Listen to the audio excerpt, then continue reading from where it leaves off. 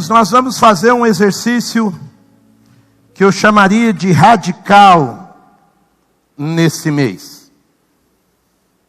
Como o pastor Zé Roberto já adiantou, nós vamos ter um pouco mais de visão da vida e colocar o nosso coração em meio a essa visão. Eu pedi ao Espírito Santo que esse mês tirasse você da simples audiência, amém? Não apenas assistir ou ouvir. Então essa manhã será uma manhã até certo ponto de um santo incômodo. Por quê? Porque a série Atos 2020, você já pode abrir a sua Bíblia no livro de Atos, capítulo. A década que virá, a década de 20, vai ser uma década marcante para a sociedade humana. E eu já vou te provar por quê. E a principal ideia dessa série é que nós possamos avaliar o nosso coração frente ao futuro. Aí você, como pessoa inteligente, vai me questionar: Oswaldinho, mas a gente não tem que avaliar o passado? Pode ser, mas neste caso estamos avaliando se nós estamos preparados para o que virá. Se nós estamos preparados no quanto a nossa vida com Deus, os nossos pensamentos, os nossos testemunhos estão prontos para serem usados num novo tempo, numa nova década. Eu quero pensar com vocês que o grande desafio é deixar a nossa igreja semelhante à tribo de Issacar. Quantos aqui já estudaram a tribo de Issacar?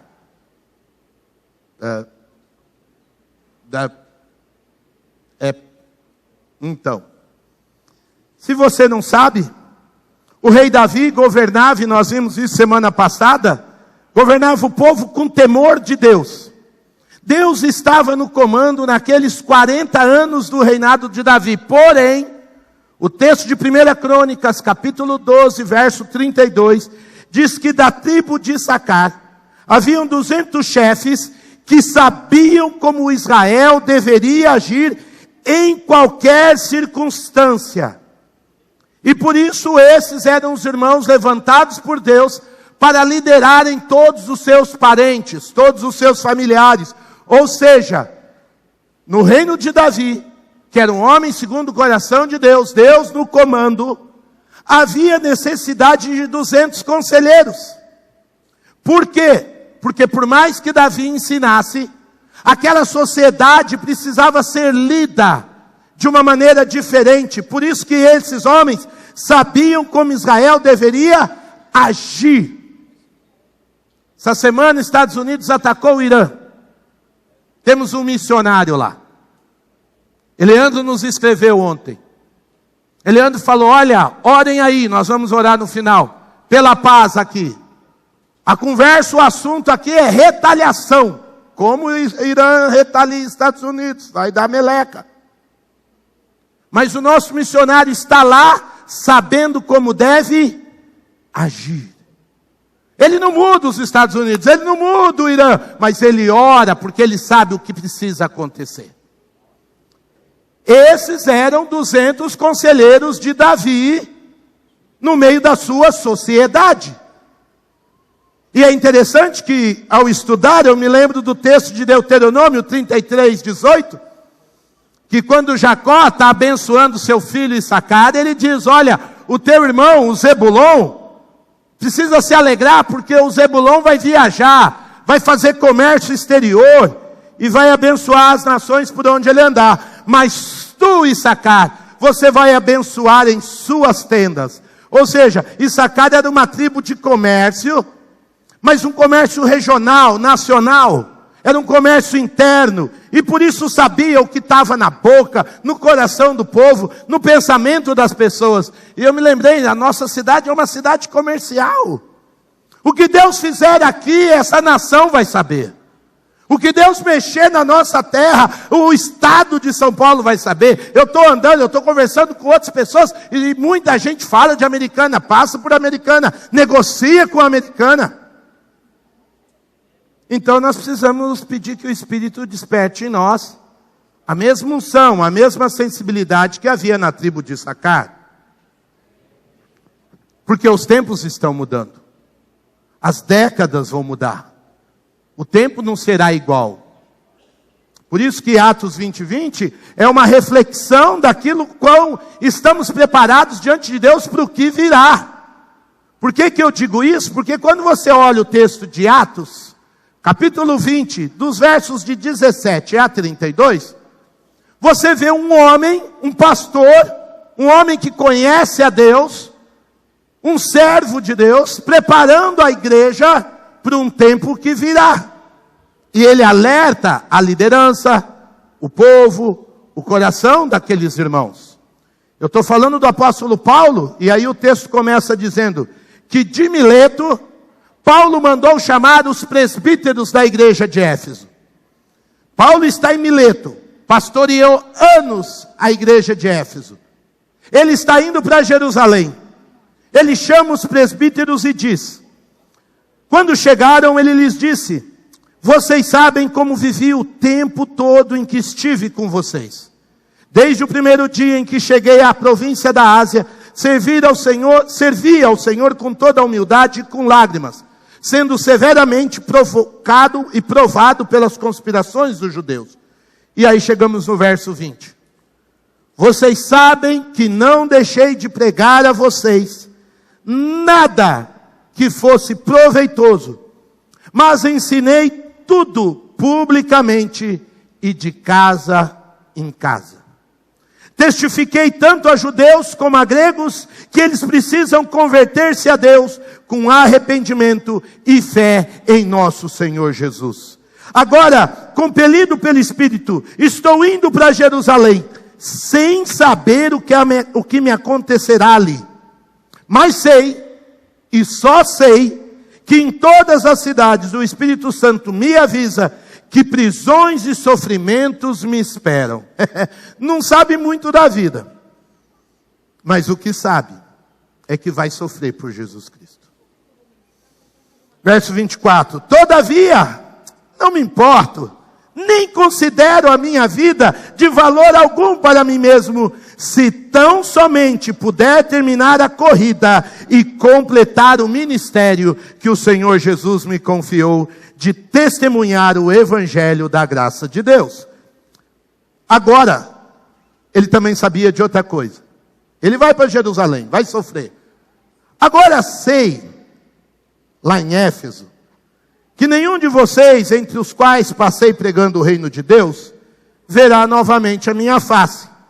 Portanto, eu declaro hoje que estou inocente do sangue de todos vocês, pois não deixei de proclamar a vocês toda a vontade de Deus. Cuidem de vocês mesmos e de todo o rebanho sobre o qual o Espírito Santo os designou como bispos, para pastorearem a igreja de Deus que ele comprou com o seu próprio sangue. Sei a terceira coisa que ele sabe. Sei também que depois da minha partida, lobos ferozes penetrarão no meio de vocês e não pouparão o rebanho. E dentre vocês mesmos se levantarão homens que torcerão a verdade. Por isso que quarta-feira a gente começa a estudar a carta de Judas. Quem são esses homens que conhecem, mas torcem a verdade, a fim de atrair os discípulos? Por isso vigiem. Lembre-se que durante 3 anos, jamais cessei de advertir cada um de vocês, noite e dia, com lágrimas. Agora eu os entrego a Deus e a palavra da sua graça, que pode edificá-los e dar-lhes herança entre todos os que são santificados. Graças a Deus. Então vamos seguir. O texto em si, de Atos, o destaque de Atos, capítulo 20, é que Paulo está encerrando a terceira viagem missionária. Depois de Atos 15, ele saiu para confortar, consolar, animar a igreja, incluir os gentios na igreja, e agora ele está voltando para a base da igreja cristã, que é Jerusalém. Paulo foi pastor durante 3 anos e meio, quase 4 anos, na cidade de Éfeso, e ele está com pressa de ir a Jerusalém. Ele não vai parar em Éfeso. O caminho que ele devia fazer, dava a ideia dele fazer uma parada ali, passar no Graal, tomar um café. Porém, ele prefere ir direto, ele precisa chegar logo em Jerusalém. Então, o que a gente vê? Dos versos 13 ao 16, mostra como ele fortaleceu a igreja de Deus e essa vontade de ir para Jerusalém.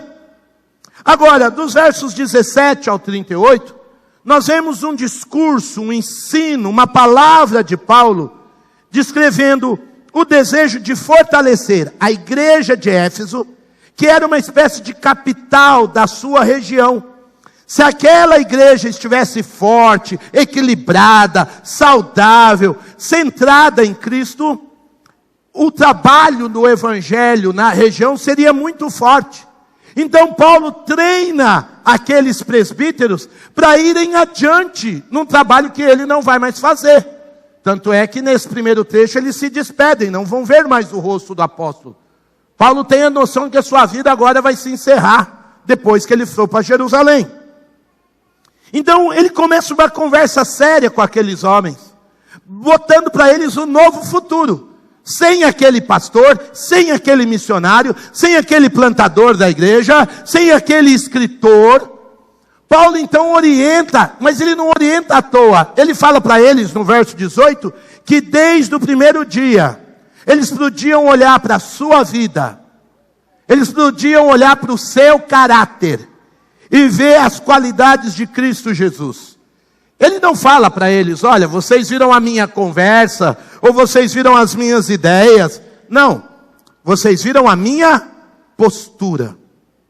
Vocês viram a minha maneira de me colocar como homem de Deus. Paulo então vai destacar a fidelidade que a igreja precisa ter ao chamado, mas não apenas cantando, trocando ideias, mas uma postura de caráter, a ponto de combater os hereges que iam entrar, a ponto de combater os lobos ferozes que iam aparecer, a ponto de combater a falta da própria pessoa de Paulo. Aquela igreja precisa ser uma igreja firme, que se parece com Jesus, com caráter, com fidelidade a Deus, apesar das lutas que iam passar. É baseado nesse texto que eu fiquei pensando e que me brotou um sentimento muito agudo de olhar para o futuro. Para uma nova década. 2020, 2021, para alguns começaria a década.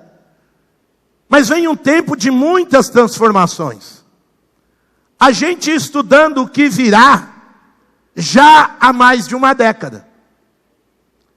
Eu tenho muito material para essas semanas, para compartilhar com o Zé. Me lembrei de um desenho que chamava Laboratório Submarino.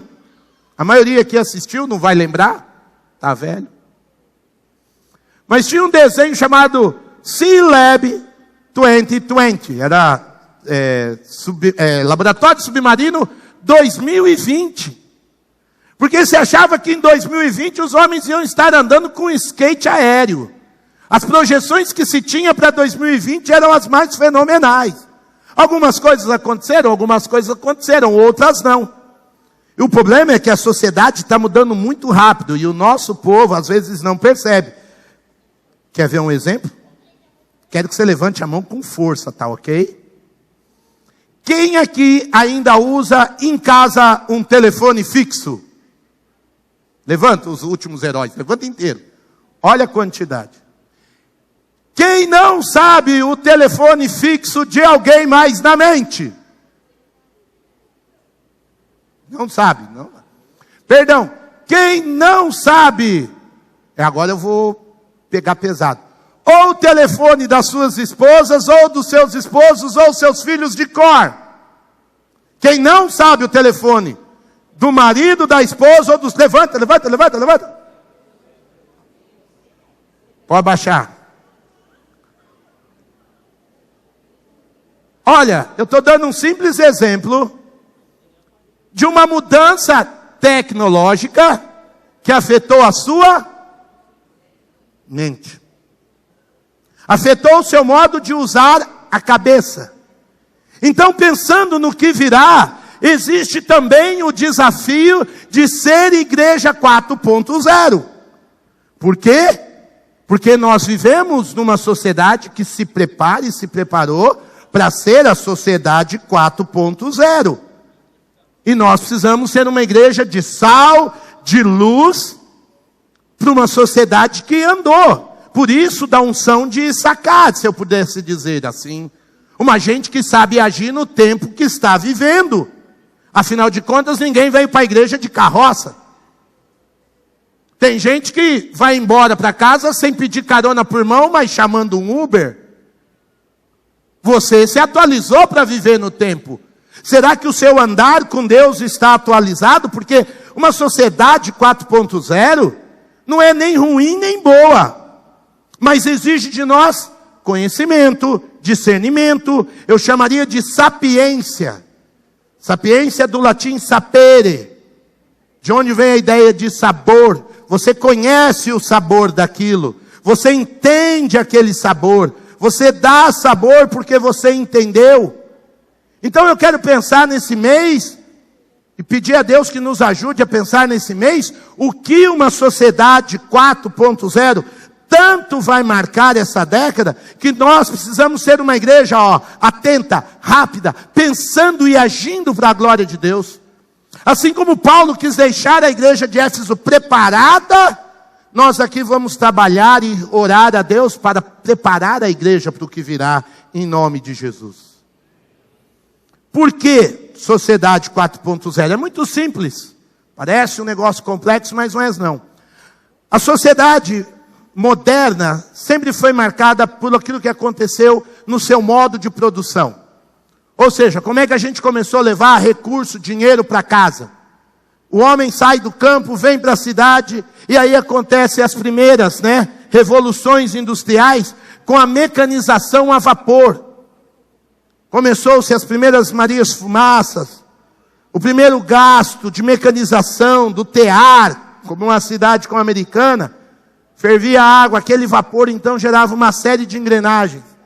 Essa foi a sociedade industrial chamada 1.0. Depois a gente veio para a produção em grande escala. Por quê? Porque já havia nessa produção a adoção da eletricidade. E é interessante que a produção 1.0, a vapor, durou 200 anos, em média. A chamada 2.0, já no uso, do início do século XX, da adoção da eletricidade, vai durar apenas 70 anos. Por quê? Porque a gente já entra na fase 3.0, onde já começa o surgimento da automação, da robótica, da automatização industrial. Eu me lembro, eu trabalhava numa multinacional, já nem existe mais no Brasil, a Bendix. Numa multinacional de freios, eu tinha de 12 para 13 anos. Eu vi a instalação do primeiro computador na Bendix. Isso era 1982. Eu tinha 12 para 13 anos. Calcula aí. 82, 83. Sistema DOS. O máximo que a gente fazia naquele computador na hora do almoço era o jogo da minhoquinha.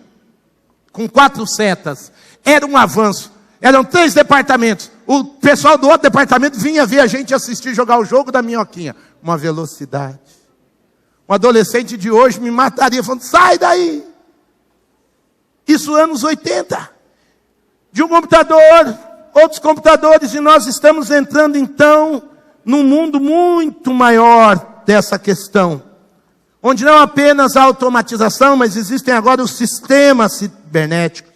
A internet de todas as coisas. 4.0 traz a ideia da internet em tudo quanto é lugar. Antes a internet estava só no celular, num computador. Agora vai estar na geladeira. E a hora que estiver acabando o leite, ela vai apitar. Pi, pi, pi, pi, pi.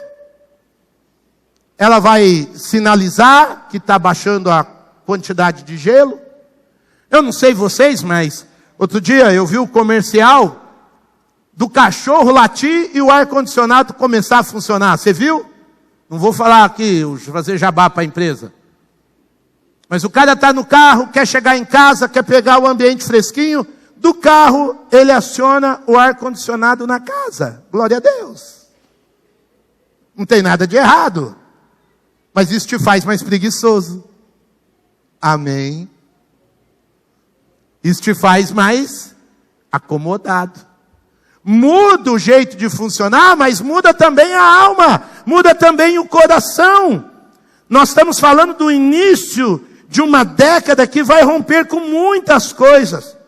Existe aqui um autor que eu gosto muito, Klaus Schwab, no seu livro A Quarta Revolução Industrial, e ele tem duas frases que me ensinam tudo. A questão, sem exceção, não é mais se haverá uma ruptura social, mas quando haverá, como ocorrerá, se irá demorar essa ruptura e como afetará a mim, a minha organização, a minha casa, a minha família. Que vai haver uma ruptura, um jeito novo de funcionar? Ah, vai. A questão é quando, como e se eu vou demorar para ceder a ela. Schwab ainda vai dizer, na história da humanidade, nunca houve um momento tão potencialmente promissor ou perigoso. E eu quero ficar com esta palavra, potencialmente. Se a gente entender as mudanças que virão, nos colocarmos na brecha, buscarmos ao Senhor, será um tempo promissor, de bênção.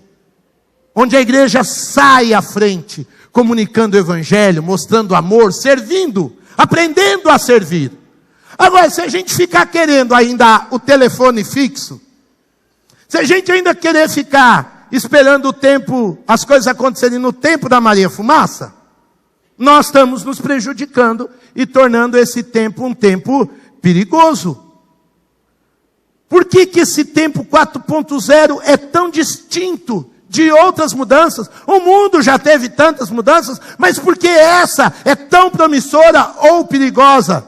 Primeiro, por causa da velocidade, por causa da amplitude, e porque serão mudanças que vão mexer profundamente em tudo. Então a velocidade é uma mudança muito rápida, aquilo que eu já disse em outras palavras. Às vezes a gente tem a impressão que o mundo está mudando menos de 5 anos do que mudaria em 50. Há mais tecnologia nesse celular do que no primeiro ônibus espacial lançado em 80. É um mundo muito rápido. Semana eu vi um celular sendo lançado para idosos, onde os números são maiores, para que eles possam se adaptar à tecnologia que vem aí. É também uma tecnologia que mexe em tudo. Mexe na nossa casa, na nossa família. Mudanças boas.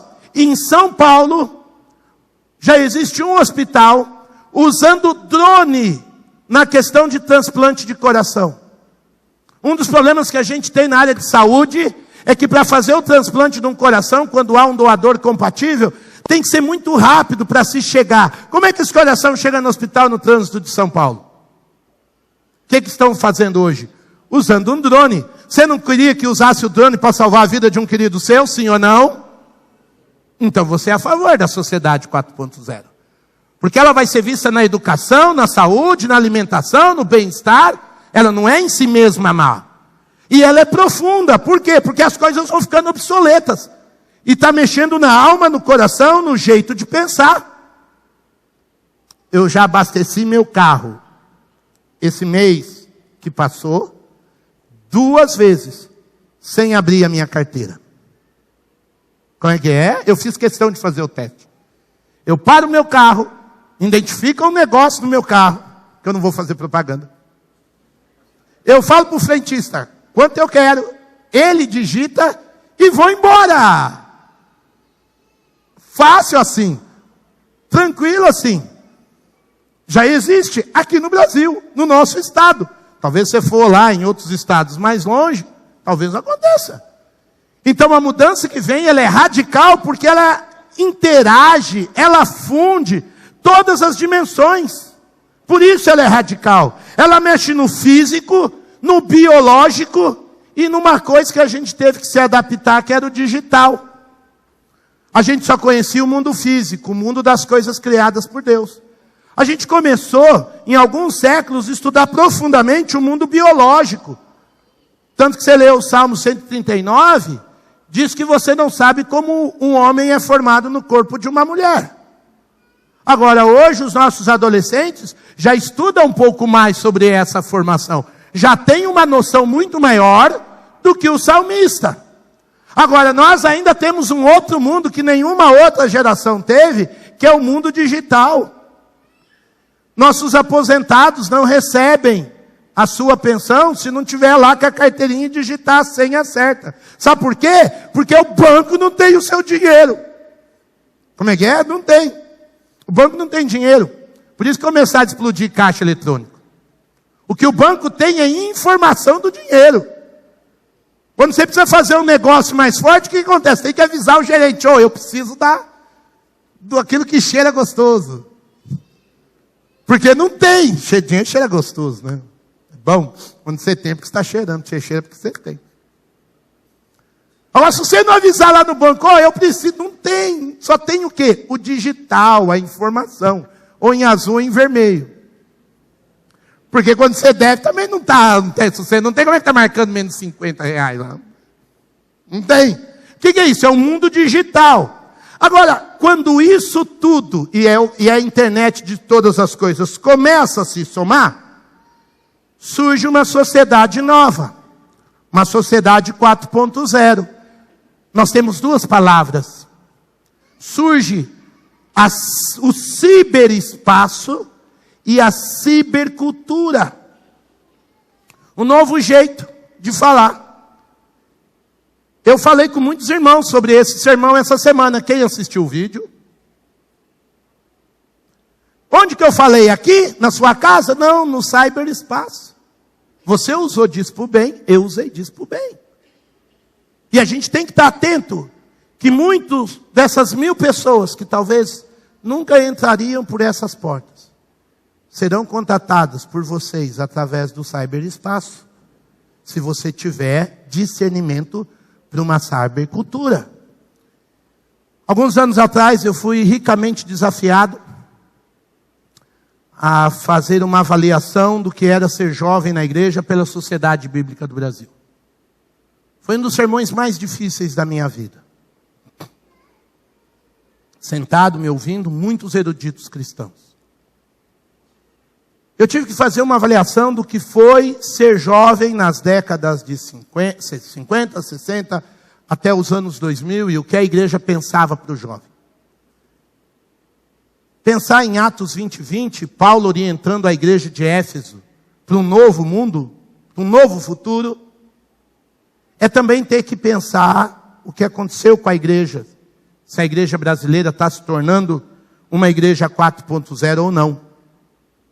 Por quê? Porque essa igreja teve, ao meu ver, 3 fases antes. A primeira fase inicial foram das grandes convenções institucionais.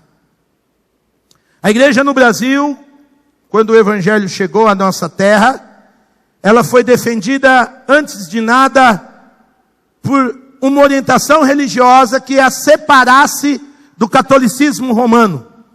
Mas só que nessa ideia de se separar do catolicismo romano, ela se separou até dos seus irmãos.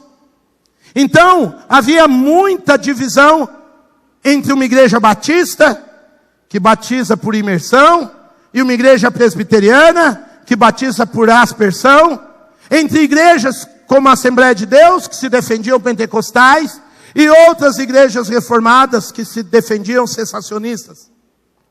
A igreja, quando entrou no Brasil, ela não entrou unida. Para você ter o testemunho disso, até hoje em Brasília, quando Brasília começou, foram dados terrenos para várias distinções religiosas. Os espíritas ganharam terreno, aquela do Alziro Zarur, como é que chama, Noel, por favor?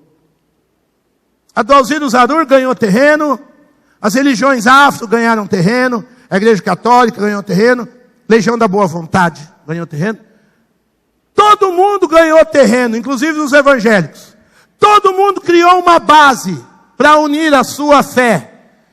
Adivinha, ou pensa comigo, qual foi a única instituição que não criou uma base comum de fé em Brasília? Os evangélicos. Porque o separatismo era tão radical. Todas as outras religiões têm suas subdivisões. E elas, entre aspas, acabam conversando entre si. Mas o nosso separatismo como igreja, quando o evangelho começou, foi tão radical.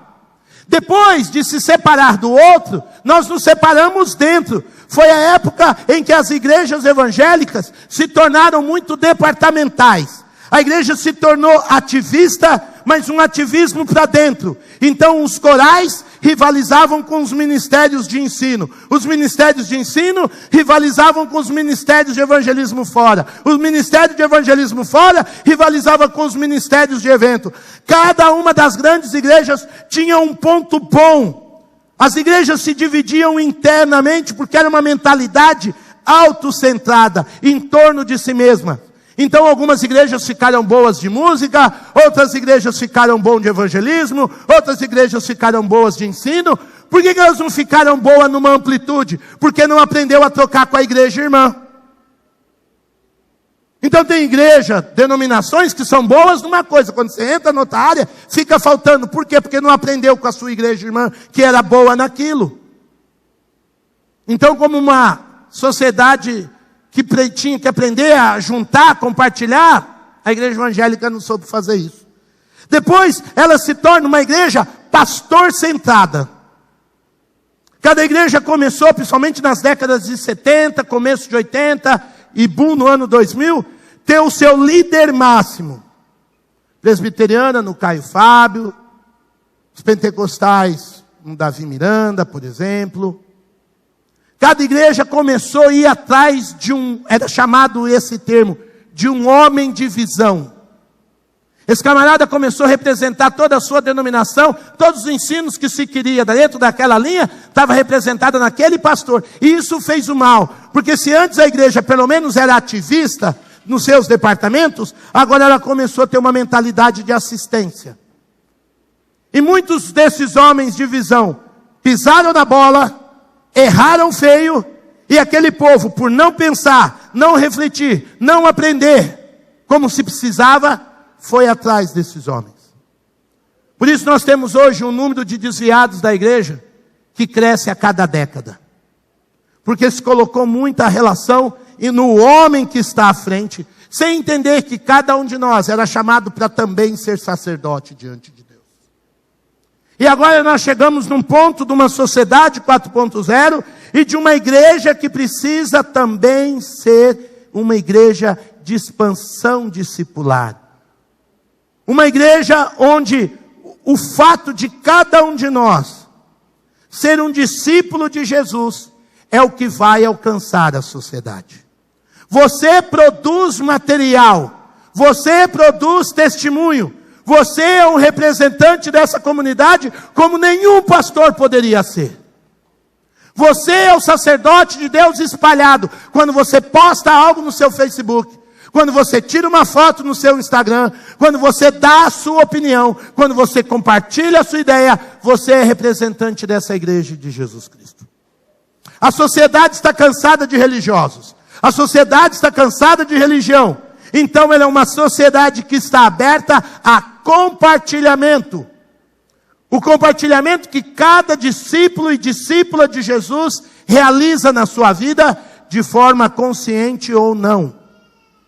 O meu trabalho aqui, esse mês, junto com o pastor Zé e com outros pregadores, é conscientizar você de que você está numa sociedade 4.0, que você está sendo visto e ouvido, e que você tem algo a acrescentar para o reino de Deus, onde você estiver. Deu para entender o tamanho da responsabilidade? Quando você diz às vezes, mas eu vou trazer o meu pastor para conversar com você, não dá mais tempo.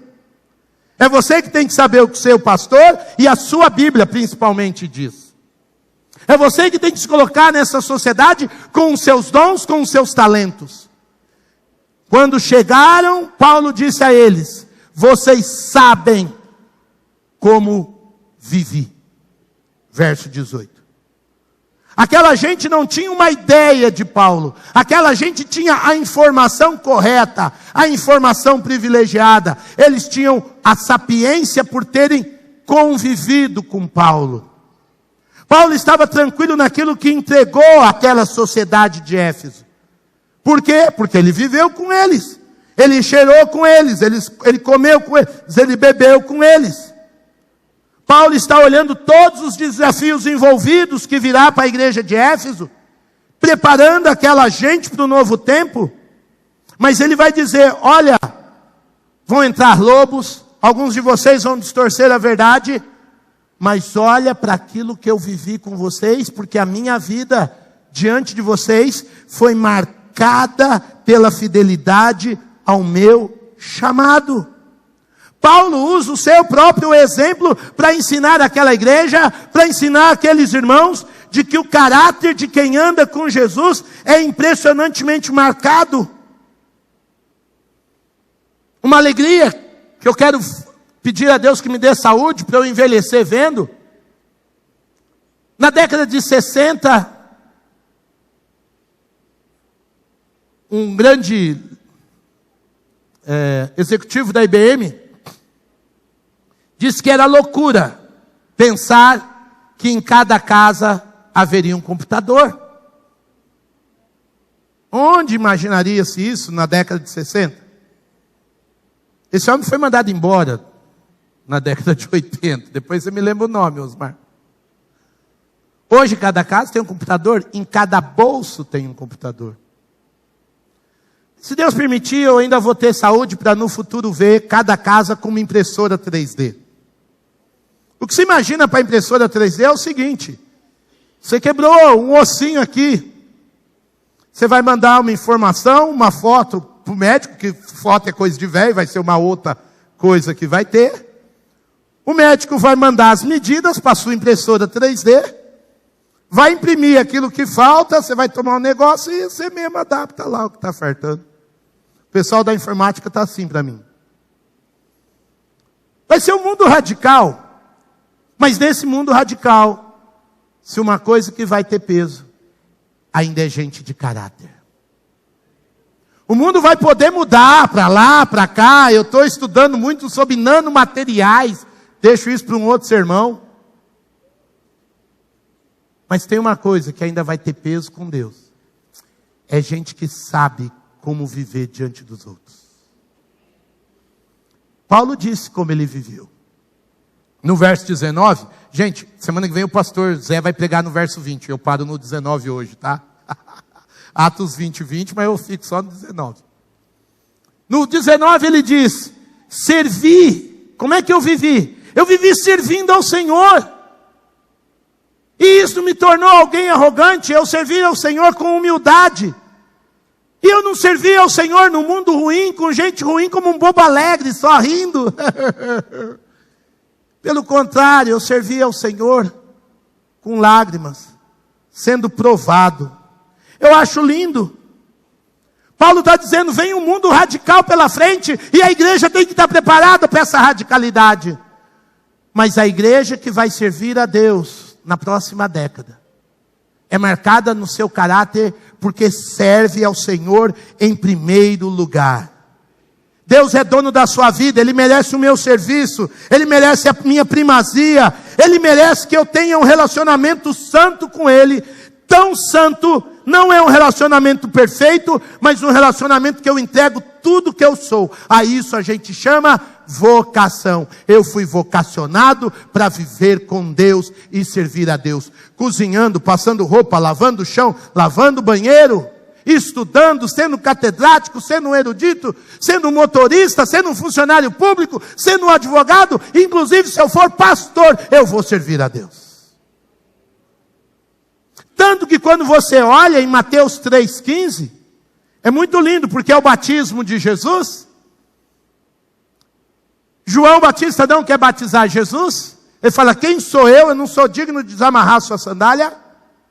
Jesus está começando um novo tempo no mundo. Ele ainda não fez nada. Ele não fez um milagre, não curou uma pessoa. Ele só teve intimidade com o Pai. E por causa dessa intimidade, ele vai servir ao Pai. E aí no batismo de Jesus, você ouve a voz do céu dizendo, Deus dizendo, este é o meu filho amado, em quem me agrado. Mas Jesus não tinha feito nada ainda, mas ele tinha um relacionamento com Deus tão poderoso, que a hora que ele começou a servir, ele já agradava a Deus. Pastor, eu não tenho feito nada na igreja, isso é ruim, irmão. Mas eu estou andando bem com Deus, já é um bom começo. E é o começo necessário. Agora, na próxima década, nós queremos que você também sirva ao Senhor. Onde você estiver e com todos os seus dons. Que bom que você tem andado com Deus. Que bom que você tem priorizado. Porque quando ele usa o termo servir, eu me fiz escravo do Senhor. É uma voz passiva do verbo, seria o verbo escravizar. Paulo está dizendo, eu me fiz escravo do Elohim. Eu me fiz escravo daquele Senhor, eu me acorrentei a esse Senhor, e ainda que hoje eu não possa trabalhar, o meu coração é coração de quem está disposto a fazer o que Deus quer de mim. Isso é vocação. E a próxima década precisa de homens vocacionados, mulheres vocacionadas, filhos vocacionados, empresários vocacionados, funcionário público vocacionado, gente de Deus que entendeu que está nesse mundo para servir ao Senhor. Nosso mundo não precisa de mais informação, mas precisa de gente de caráter de servo. Servos que servem com humildade. É importante dizer isso? É. Porque nós temos uma igreja evangélica no Brasil cheia de grandes servos de Deus. E quando o servo se acha grande, irmão, dá problema. Porque servo, no termo aqui, é o escravo. É o último da casa.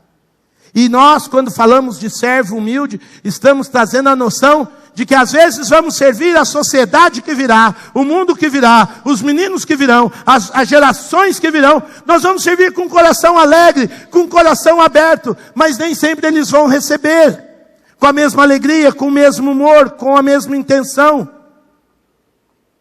Às vezes servir com humildade é servir com humildade é entender que você vai viver valores contrastantes. Você se dispõe, mas nem sempre a sua disposição vai ser reconhecida, valorizada. Tanto que lá em Marcos 9:35, Jesus Cristo disse, olha, se alguém quer ser o primeiro, será o último. Será o servo de todos, quem quiser ser o maior. No ano de 19, cantamos muito sobre a matemática de Deus. Quem quiser crescer, não pode esquentar a cabeça se alguém te pedir para lavar um banheiro. Um amigo querido, pastor Saulo, foi ver o avivamento Zulu na África. Um culto com 18 mil pessoas numa tribo. 4 horas de culto. É isso mesmo que você ouviu, 4 horas de culto. E eu nem preguei nesse dia. E dali a pouco eles saíram para comer, porque a igreja acaba o culto e vai comer.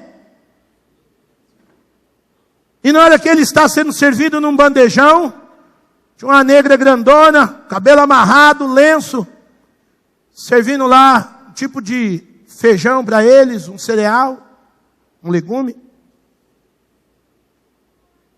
E o pastor que estava recebendo nossos irmãos cutucou o amigo Saulo e falou assim, sabe quem é essa? Falou assim, uma boa cozinheira, que a Cata falou, não, é a nossa ministra da educação. Ela é da nossa igreja. E quando ela vem servir na igreja, ela trabalha na cozinha. O pastor Saulo ficou assim, pasmo.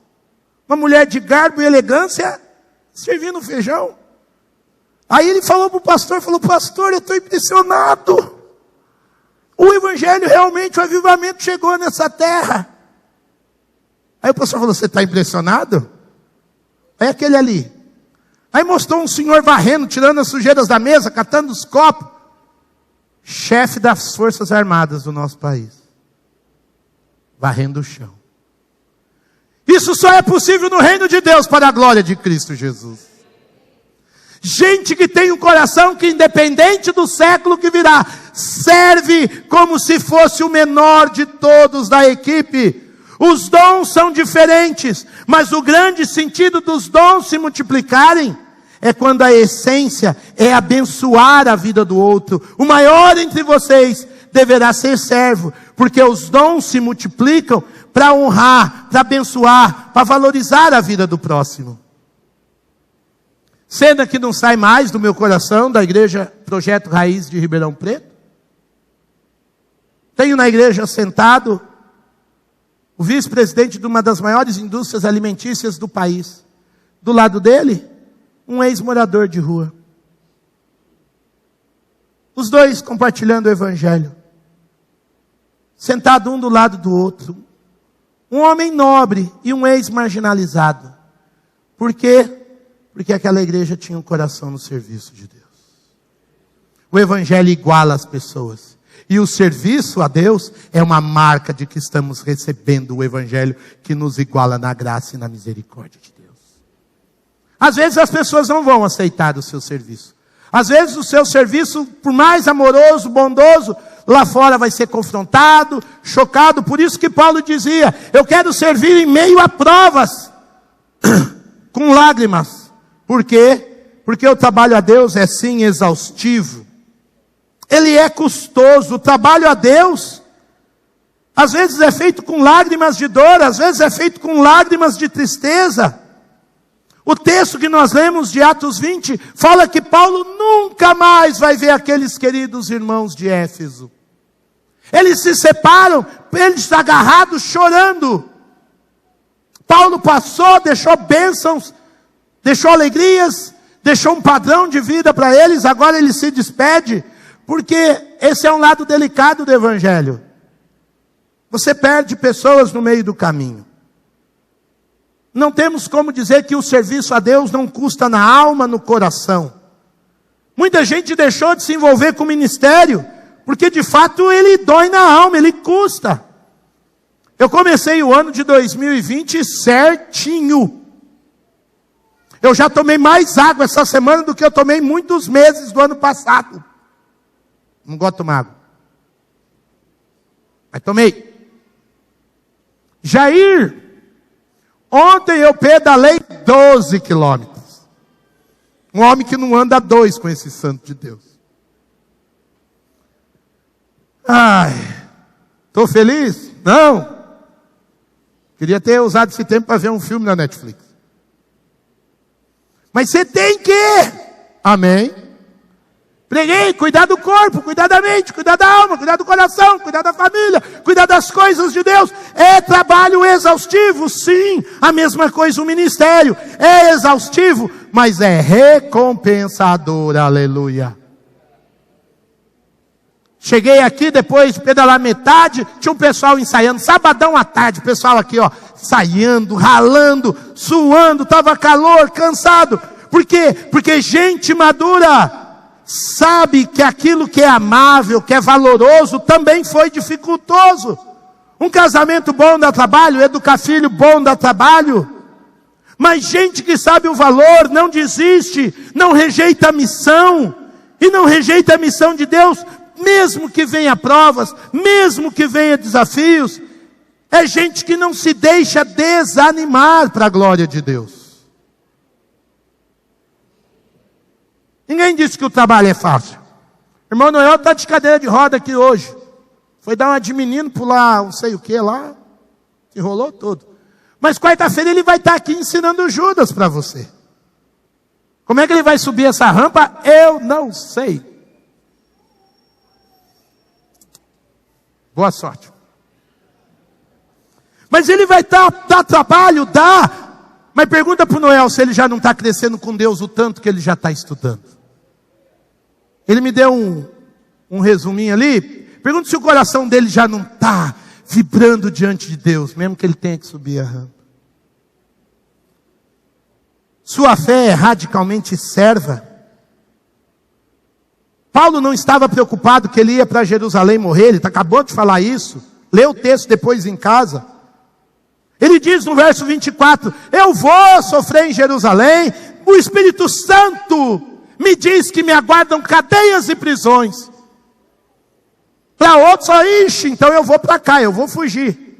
Paulo vai de encontro a Nero.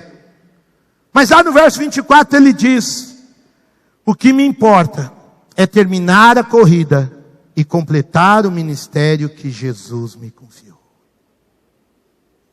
Vou sofrer?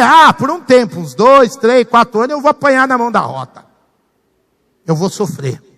A sociedade 4.0 vai me ensinar vai me tirar o chão? Vai me ensinar um novo jeito de ser pastor? Vai me ensinar um novo jeito de ser marido? Vai me ensinar um novo jeito de ser pai? Vai me ensinar a ser um novo jeito de ser educador? Vai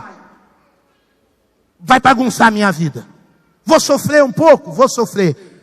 Mas maior é o que está diante de mim, na presença de Deus, quando eu fui aprovado diante de Deus, mesmo vivendo numa sociedade 4.0. Se eu olhar o desafio, por isso que eu disse que é uma avaliação, é um exame de coração. Eu termino perguntando a você: você está disposto a seguir na direção 4.0 com essa igreja?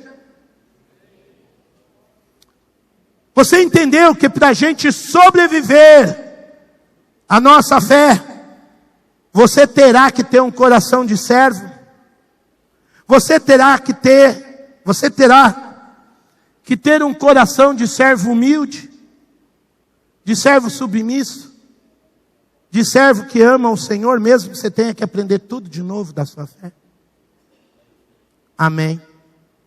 Seu coração está nisso?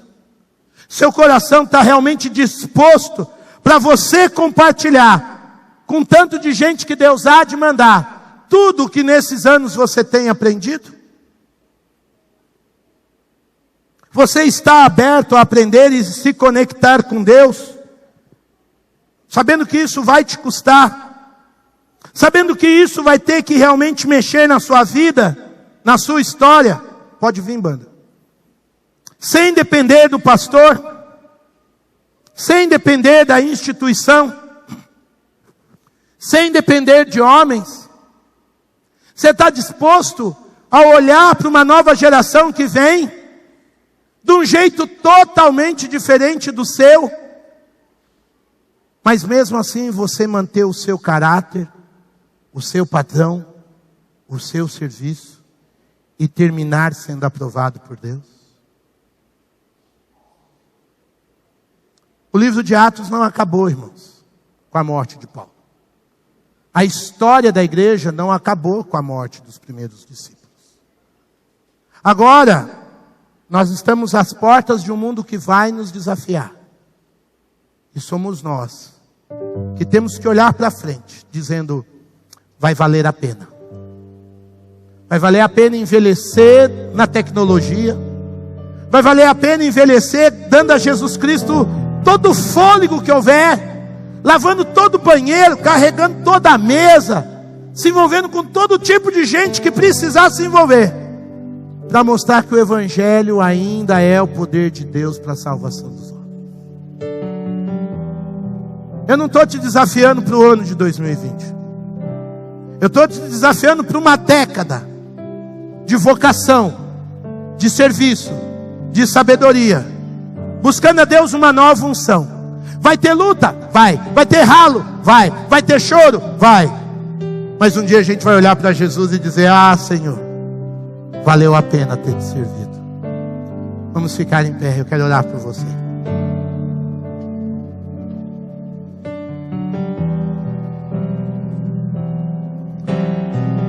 Senhor, nessa manhã nós nos consagramos, porque não existe outra palavra a não ser consagração. Restaura o coração do teu povo para os desafios que o Senhor trará, para sermos de fato uma igreja com unção de quem sabe como viver num tempo novo, com unção para os nossos casamentos, para os nossos relacionamentos, para os nossos dons.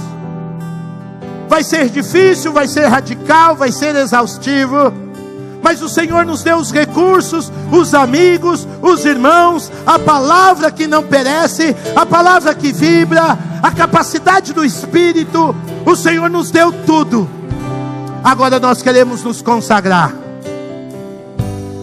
Queremos ter a impressão de que apesar de tudo, Vai valer a pena consagrar a nossa vida, a nossa casa, nossos recursos.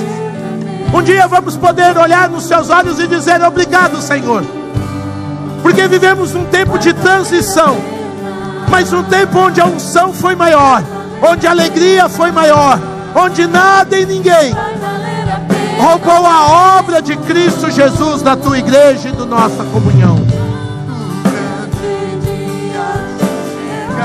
Vamos olhar nos teus olhos, Senhor, e vamos ser chamados de servos, servos bons, servos fiéis, servos que fizeram a tua vontade. Toma as nossas vidas, toma as nossas famílias, prepara-nos para o novo tempo, levanta esta igreja para o novo tempo, dá-nos os frutos da sabedoria, dá-nos os frutos do serviço, dá-nos os frutos do compromisso, dá-nos os frutos da fidelidade, em cada casa, em cada família, em cada ministério, em cada lar, em cada relacionamento. Ah, Senhor, derrama a tua bênção, derrama a tua força. Senhor, prepara o coração do teu povo, que realmente essa casa seja conhecida como uma casa de servos, servos humildes, servos alegres, servos que choram na tua presença. Desde já nos estendemos a bênção sobre o Irã. Aquele lugar hoje é relógio do mundo. O mundo está com os olhos voltados, e essa casa tem um servo teu lá. Derrama a tua bênção sobre aquela casa, derrama a tua bênção sobre a vida do Eleandro e sua família. Também pedimos: derrama a tua bênção sobre essas 1000 pessoas que estão para chegar aqui ou em outras casas de oração. Leve essa gente ao encontro radical com Jesus, mas não leva do nada, leva-nos junto a eles, com todo o trabalho, com toda a unção, com todo o fervor. Leva-nos para sermos companheiros de lágrimas, companheiros de compartilhar a vida e o trabalho. E até que aquele dia chegue, até que aquele dia chegue, Senhor, capacita a tua igreja, fortalece a tua igreja, para a honra, para a glória e louvor do teu nome.